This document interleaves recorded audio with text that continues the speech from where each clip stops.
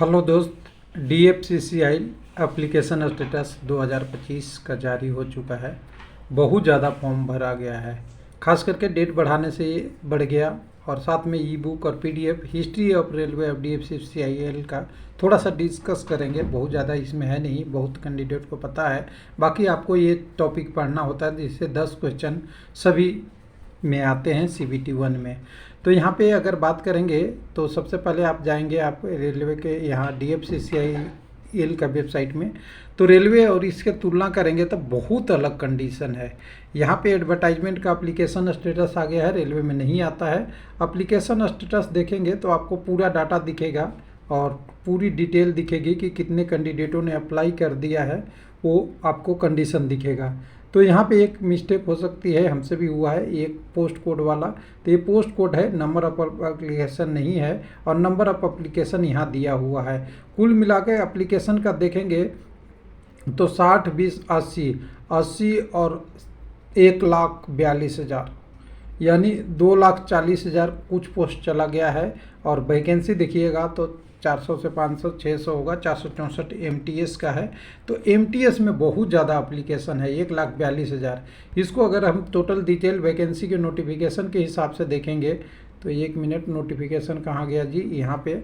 तो नोटिफिकेशन में देखेंगे तो सबसे पहले जूनियर फाइनेंस का 3 सीटें हैं, उसके बाद एग्जीक्यूटिव सिविल का 36 सीटें हैं, यहाँ पे इलेक्ट्रिकल एग्जीक्यूटिव का 64 पोस्टेज है। उसके बाद आपका अगला पोस्ट जो है वो आपका है, ये आपका एग्जीक्यूटिव सिग्नल एंड टेलीकॉम का, जिसका 75 है। और मल्टीटास्किंग का 464 पोस्ट है, 464। अभी इसके लिए एप्लीकेशन का कंडीशन देखेंगे तो बहुत भयानक कंडीशन है। ये 464 कैंडिडेट के लिए इतनी एप्लीकेशन पर कैंडिडेट अगर देखेंगे तो बहुत ज़्यादा है।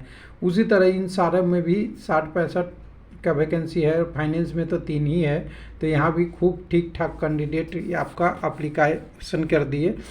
इसका एक ही कारण दिख रहा था, जो हमने PDF के भी बाद में बात करेंगे, जिसको www.railwaylifelp.com से भी ले सकते हैं।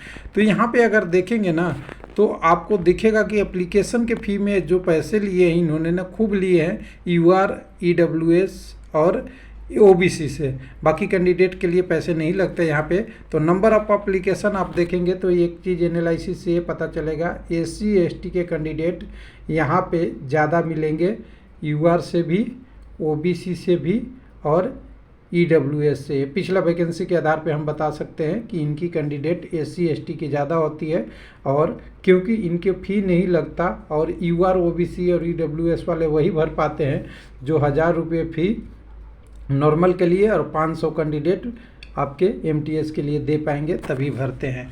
अब इसका PDF की बात करेंगे तो एक सिलेबस है जिसको बोलते हैं history of DFCCI and railway, जिसमें आपको हर कैंडिडेट को पढ़ना होता है। हालांकि इसमें ऑपरेशन और BD का ज़्यादा पढ़ना होता है, लेकिन बाकी के लिए आपको सारा का 10 क्वेश्चन आता है, वो ध्यान से देखिएगा। सारे एग्जामों में पिछले साल का एग्ज़ाम का electrical, civil, executive electrical, civil, SNT, finance, सबका 10-10 क्वेश्चन था, वो ला लिया हूँ। 2023 वाला वो भी जोड़ दिया मैंने इसमें।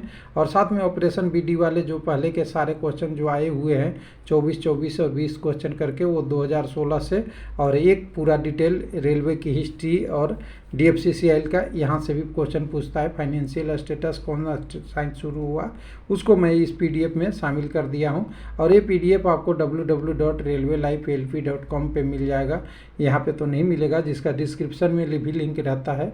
और कह सकते हैं कि एक तरीके से कि यहाँ पे कंपटीशन खूब बढ़ गया जब फॉर्म डेट का बढ़ा गया, लेकिन फिर भी अभी भी एप्लीकेशन इतने हैं। तो एप्लीकेशन के बाद जब फॉर्म होगा, CBT का एग्ज़ाम देने जाएंगे लोग, बहुत लोग स्किप कर जाएंगे और पेपर नहीं देंगे।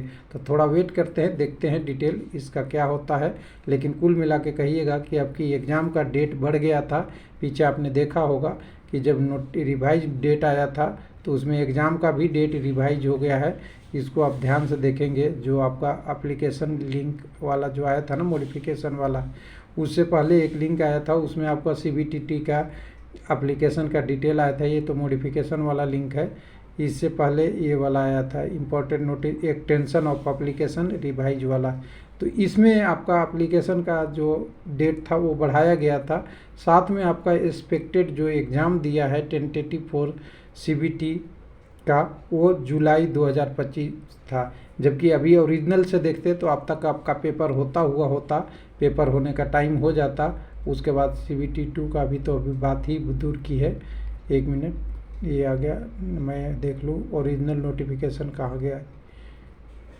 ये देखिए ओरिजिनल नोटिफिकेशन में अब तक आपका CBT का टाइम आ गया था, CBT होने वाला होता, क्योंकि अभी मार्च ख़त्म होने वाला है, अप्रैल 25 में होता, लेकिन अब हो गया है जुलाई 2025। एप्लीकेशन डेट बढ़ गई है, तो अप्रैल के बाद मई जून आपको गैप हो गया, अब जुलाई में पेपर होगा।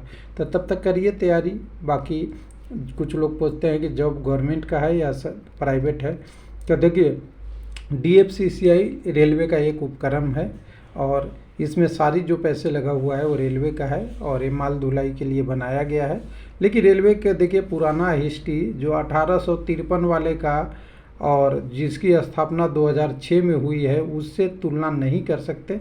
दोनों की अलग कंडीशन है, कुछ बेनिफिट भी है, कुछ नुकसान भी है, कुछ कंडीशन भी है, जॉब कल्चर भी अलग है, बहुत सारी चीज़ें हैं।